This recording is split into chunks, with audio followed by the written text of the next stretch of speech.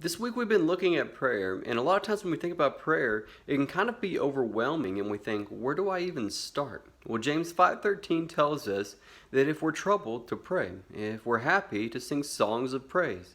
Now, this verse is going to tell us a couple of things, but the first thing it tells us is where to start in our prayers is to simply take the circumstances of our lives and give those over to God. Did we have a good day? Tell Him about it. Did we have a bad day? Tell Him about it.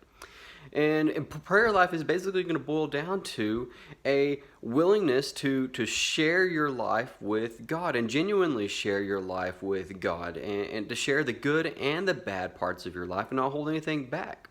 And so it's also going to take a willingness to want to dig deeper, where we evaluate our life based off of what God is telling us about our life. And so we have to be in His Word and letting His Word evaluate our lives. And so you might have a day where you didn't treat someone as kind as you should have. And so maybe you need to take that to God and be like, God, I messed that up. And so you genuinely share that with Him.